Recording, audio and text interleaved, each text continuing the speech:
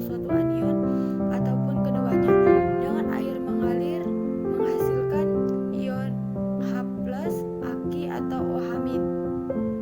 Secara umum, larutan garam dihasilkan dari reaksi asam kuat dengan basa bersifat netral. Larutan garam yang dihasilkan dari reaksi asam kuat dengan basa lemah bersifat asam, dan larutan garam dihasilkan dari reaksi asam lemah dengan basa kuat bersifat basa.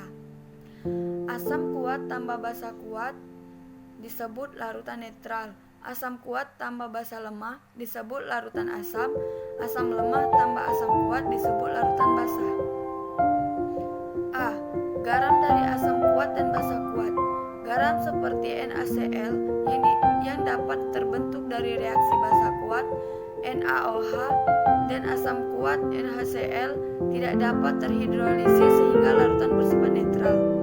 Anion Cl merupakan basa konjungsi yang sangat lemah karena berasal dari asam kuat sehingga cenderung tidak dapat menarik proton. Kation Na+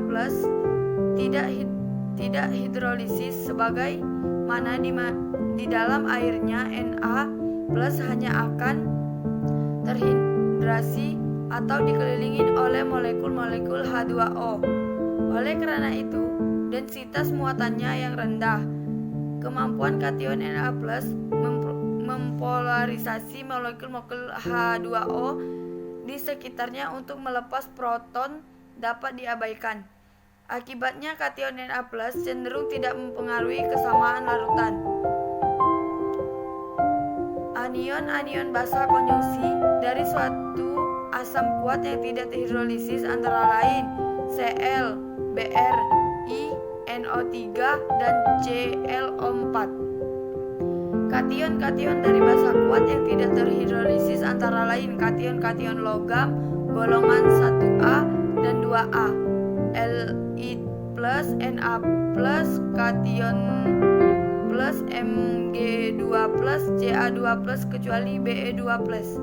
Jadi, larutan garam dari asam kuat dan basa kuat umumnya tidak mengubah perbandingan konsentrasi H+ dan OH- dalam air. Oleh karena itu, larutan bersifat netral pH-nya adalah 7. B. Garam dan asam kuat dan basa lemah. Garam seperti NH4Cl yang dapat terbentuk dari reaksi asam kuat NaCl dan basa lemah NaH3 akan mengalami hidrolisis kation yang berasal dari basa lemah sehingga larutan bersifat asam. Anion Cl tidak terhidrolisis karena merupakan basa konjungsi yang sangat lemah. Kation NH4+ dapat terhidrolisis karena merupakan asam konjungsi lemah yang berasal dari basa sehingga dapat mendonorkan proton H+ kepada H2O dan membentuk ion hidrolisis H3O+.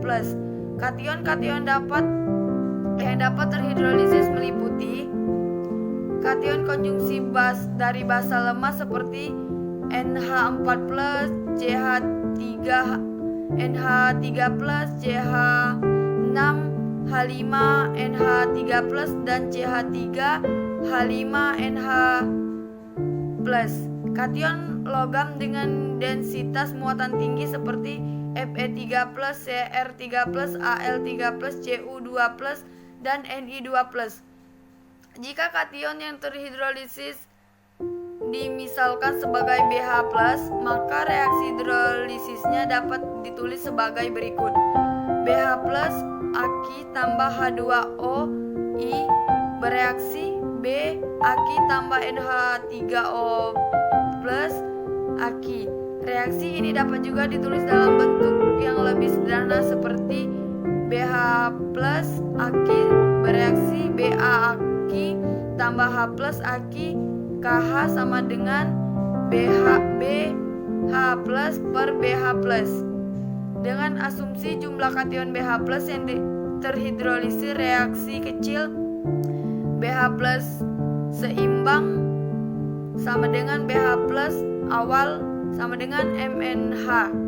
Sebagaimana kation terhidrolisis merupakan konjungsi lemah, maka pada kation keseimbangan KH sama dengan H plus pangkat 2 per BH plus awal.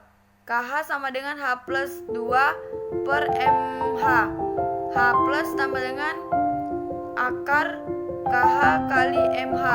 Hubungan antara nilai tetapan keseimbangan KH dengan nilai tetapan ionisasi basa lemah B KH dan nilai tetapan autoinominasi air KH yaitu KH sama dengan KW per KB, sehingga H plus sama dengan akar dari KW per KB kali MH. Dengan MH molaritas komponen kation garam yang terhidrolisis, oleh karena itu larutan garam dari asam kuat dan basa lemah akan meningkatkan konsentrasi H plus H3O- dalam air sehingga larutan bersifat asam pH-nya kurang dari 7.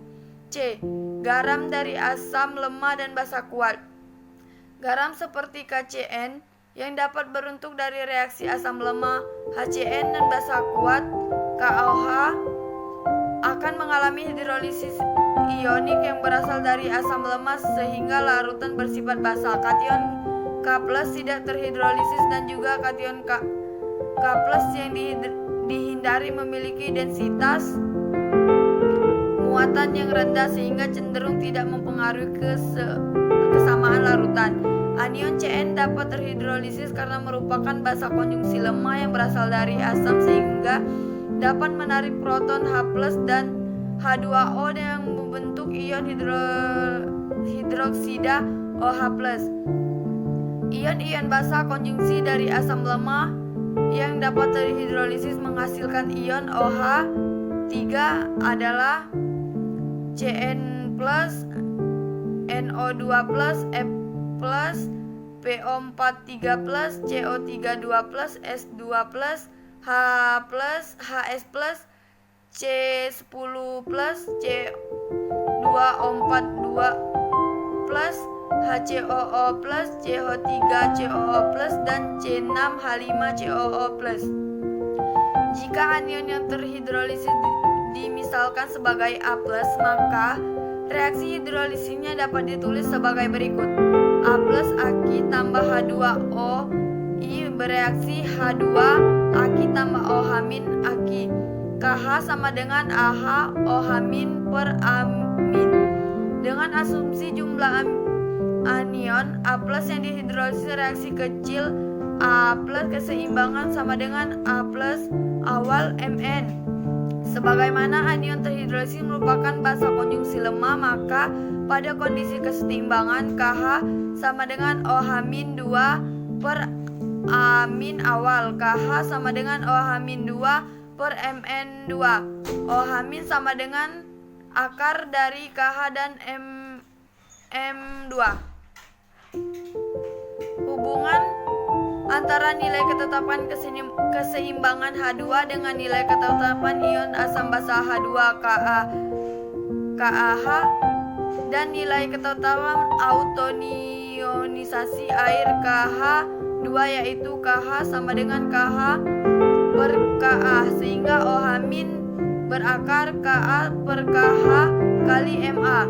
Dengan MA molaritas komponen ioni garam yang terhidrolisis, oleh karena itu larutan garam asam basa lemah dan basa kuat akan meningkatkan konsentrasi OH- dalam sehingga larutan bersifat basa pH lebih dari 7. Garam dari asam lemah dan basa kuat. Garam seperti CH3COH NH yang dapat berbentuk dari reaksi asam lemah CH3COH dan basa lemah NH3 akan mengalami hidrolisis kation dan anion pH. Larutan garam demikian bergantung pada kekuatan asam relatif dari kation dan kekuatan dan basa dari anion. Kekuatan relatif dari anion dan kation dapat dilakukan dengan kekuatan relatif asam lemah dan basa lemah yang berhubungan dengan demikian terhadap 3 kemungkinan kondisi keamanan atau keasaman larutan garam yang berbentuk dengan parameter seperti berikut. Ka besar Kb sama dengan larutan asam, Ka sama dengan Kb larutan netral, Ka kecil Kb larutan basa. pH larutan garam dari asam lemah dan basa lemah hanya dapat diperkirakan menggunakan rumus berikut dengan asumsi jumlah garam terhidrolisis relatif sangat kecil. KH sama dengan KW sama dengan KA per KB. H plus sama dengan akar dari KW kali KA per KB. Demikianlah hasil presentasi dari saya. Saya ucapkan terima kasih. Wassalamualaikum warahmatullahi wabarakatuh.